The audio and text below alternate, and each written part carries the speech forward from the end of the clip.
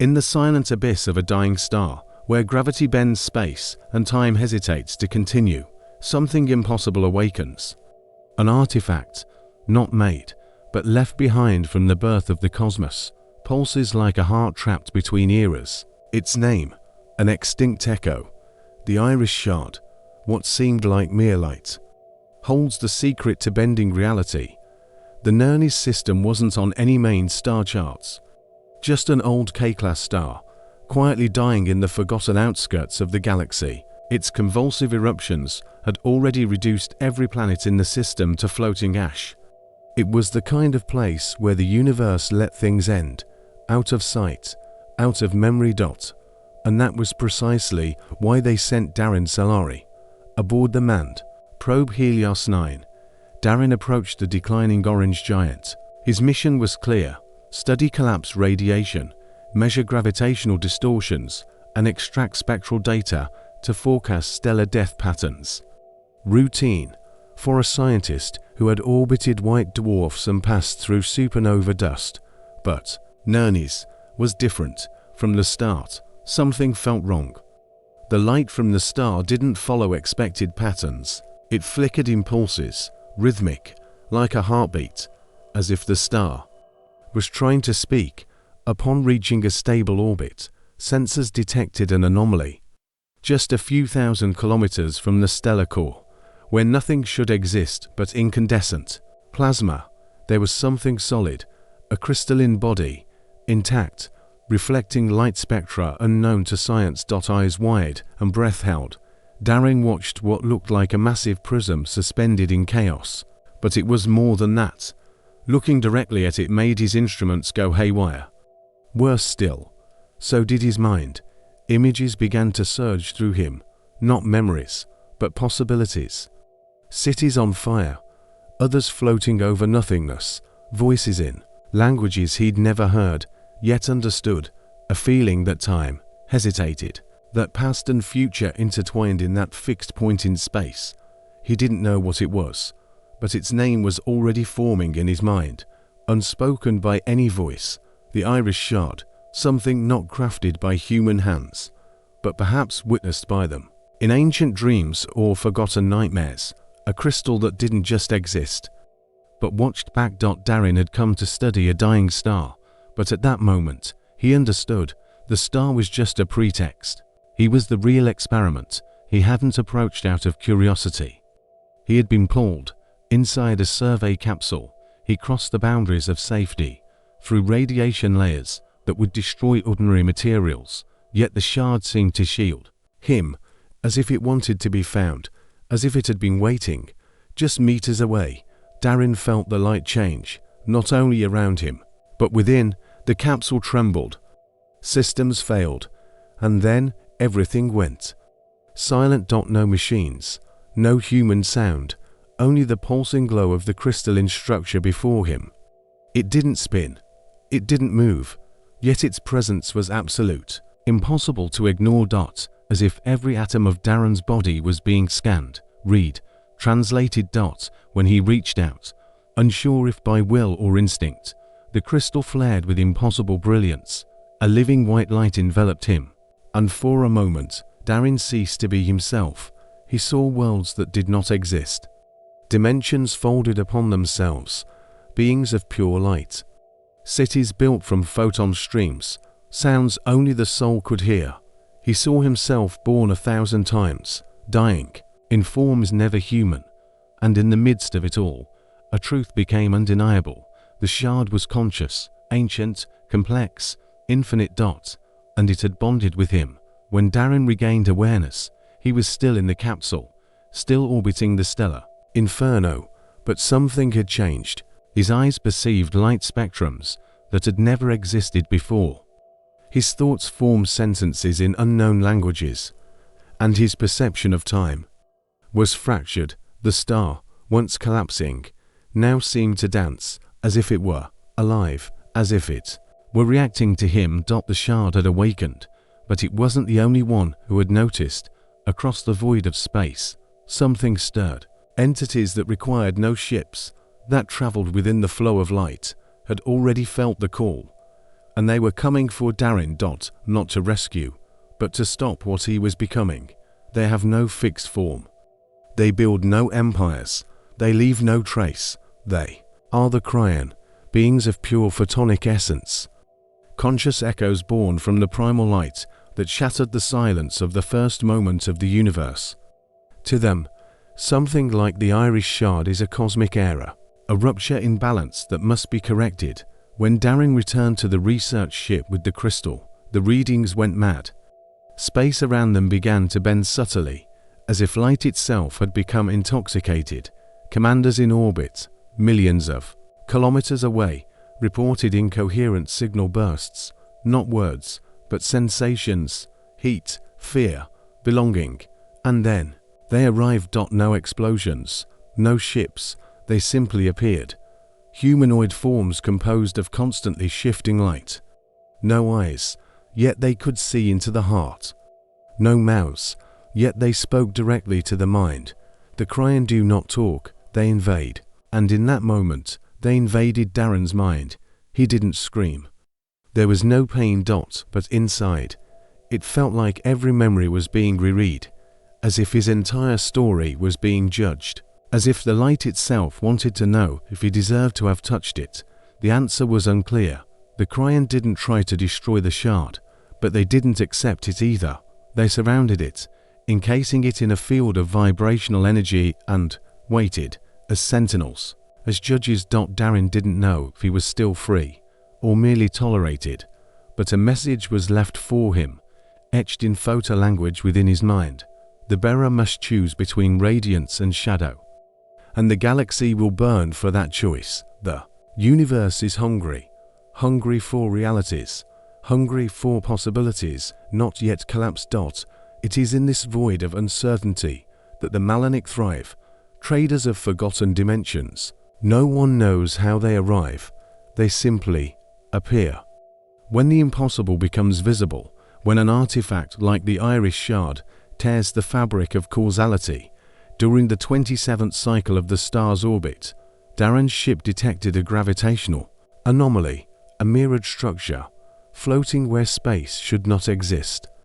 A wandering market between worlds, where thoughts can be bought and memories traded. Darin was drawn there not by orders, but by whispers. Inside, he saw creatures made of frozen time, merchants with eyes where mouths should be, customers bargaining, futures, and there stood the Malanic, tall, shrouded in translucent skins, where constellations spun like living tattoos. They knew what Darin carried, and what the shard could become. "We offer worlds," one said, its voice vibrating directly into his bones, "realities where you reign, or where you never existed. It depends on your desire." The shard pulsed restlessly in its casing, as if it knew it was being auctioned. Darin hesitated. The Malanic never lie. They don't need to. They simply show alternative truths, and wait to see if you choose to live them. But Darin refused, and, as he turned away, he felt the universe blink, as if the rejection of a single reality had extinguished a star somewhere. In the market of possibilities, every choice incurs a debt, and the Malanic always return to collect.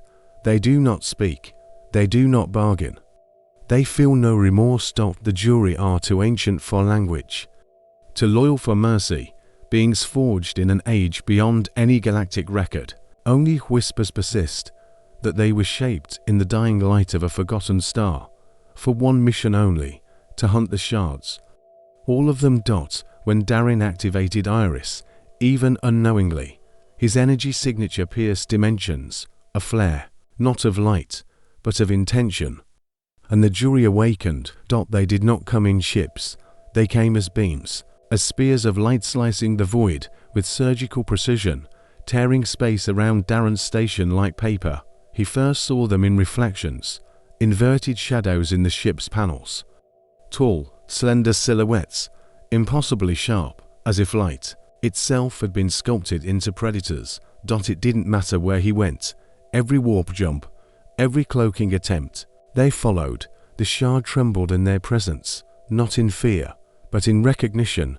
They weren't here just to destroy the bearer. They came to absorb the fragment, to return it to the luminous equilibrium, an ancient theory Darin had only heard in myth, that true light must be indivisible, and fragmenting it is a cosmic sin. But Darin had already been touched, already saw time in layered folds, and in some of those folds, he saw the jury winning, in others, he saw himself becoming one of them. And the question echoed again.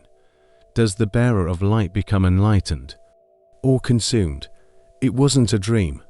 It wasn't a memory. It was something in between. When Darin awoke after his last escape from the jury, the station drifted in absolute silence, but his mind did not. He had seen his childhood, but not as a memory. He was there, yet everything was wrong. The son of Tyros, Prime was green. His mother had 3 eyes. And the dog walking beside him spoke to him about quantum relativity. Nothing made sense, and yet everything felt real. And then he realized the shard wasn't just showing him the universe, it was rebuilding it, using fragments of Darin's own consciousness. It wasn't just a crystal of light.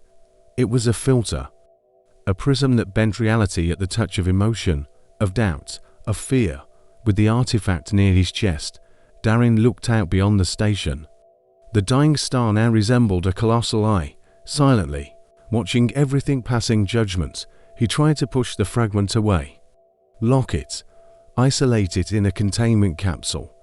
But the light escaped. It always escaped. As if the universe, once illuminated by Iris, refused to return to darkness.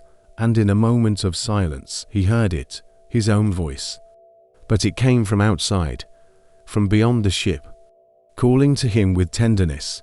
Darin's mind began to fracture, not from weakness, but from exposure. Each contact with the fragment's light reconfigured not only his perception, but the very foundations of what he understood as time, identity, and truth. And then a question emerged, cruel and inevitable. If reality can be shaped, how do we know what we feel is truly ours? They didn't arrive in ships. They didn't tear through space with weapons or threats. The Malanic appeared as fractures in the fabric of reality itself. Shimmering cracks opened before the observation station, with mirrors, and from within they came. Bodies cloaked in garments woven from geometric vectors, faceless, eyeless, but with voices that bent like echoes of 1,000 futures. Darin Solari, they said in unison. You carry a fragment of dawn, and we have come to negotiate. The Malanic were not conquerors. They were traders of realities, collectors of artifacts forgotten in dimensions that collapsed due to wrong choices.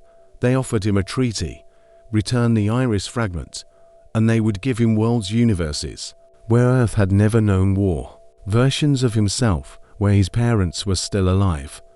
A time when he chose to love, not run, but each offer came with a vision. A glimpse that crept into his mind like an emotional drug. Darin, living in peace, on an untouched blue planet, holding the hand of a woman he had never met, but somehow knew he loved.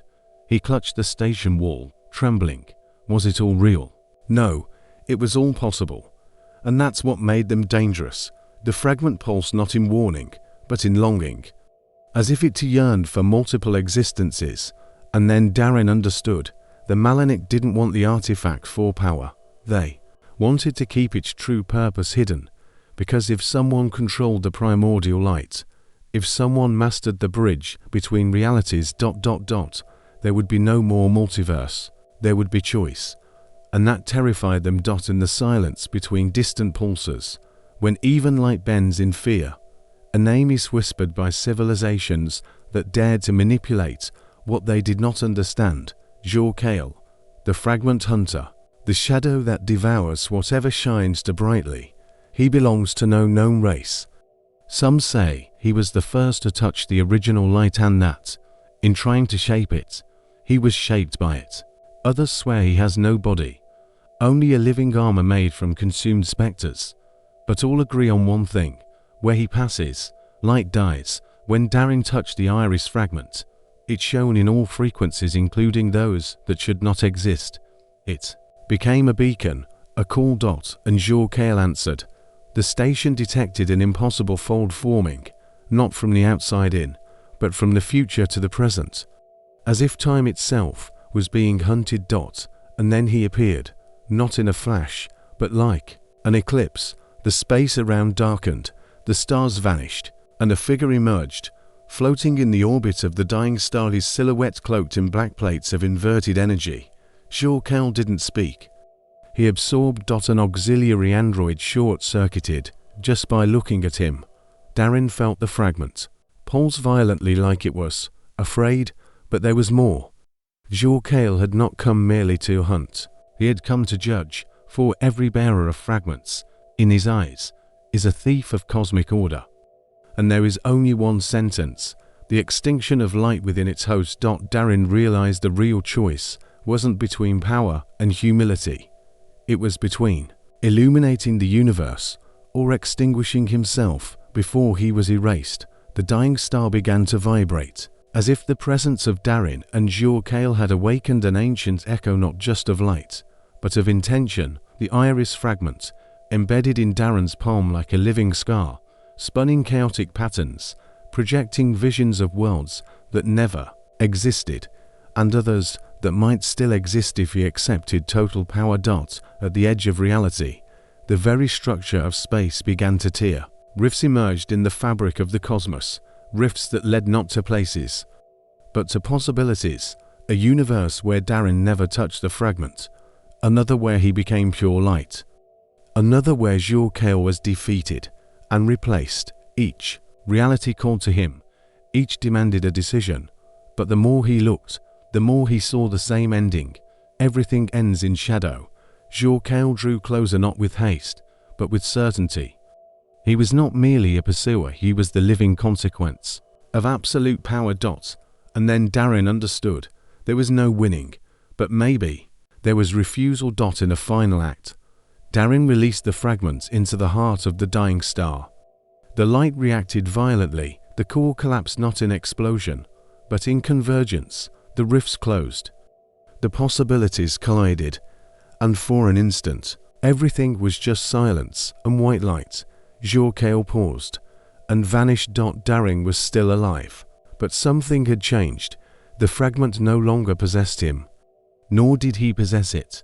He had become the fragment, and around the star, where once there was only death, a new dawn began to rise, not made of fire, but of choices. The sensors aboard scientific vessels recorded the inexplicable. The star, once collapsing, had ceased its agony. In the space where there should have been silence and ruin, a constant, gentle light now radiated, as if time itself had chosen to rest there. No sign of Darin Solari, no human readings, only a static point of light, orbiting what remained of the star. Civilizations watched in awe and fear. The Cryon ended their hunts. The Malanic sealed the portals between dimensions, and the jury dispersed like shadows lost at dawn. As ages passed, Darin's name vanished from official records, but not from whispered tales in starlit corridors and hidden chambers. He became the bearer, the one who refused the divine, the one who chose to extinguish the light, not to plunge the cosmos into darkness, but to prevent it from burning in vanity. The iris fragment was never seen again, or perhaps it is everywhere now, diluted into photons, woven into the very fabric of reality. And on the quietest of nights, solitary travelers say that, when crossing certain regions of deep space, a voice echoes in the silence, calm, steady, not a command, but a reminder: you don't need to see everything. You only need to choose what won't destroy you. And so, at the end of all things, it was not light that triumphed, it was choice.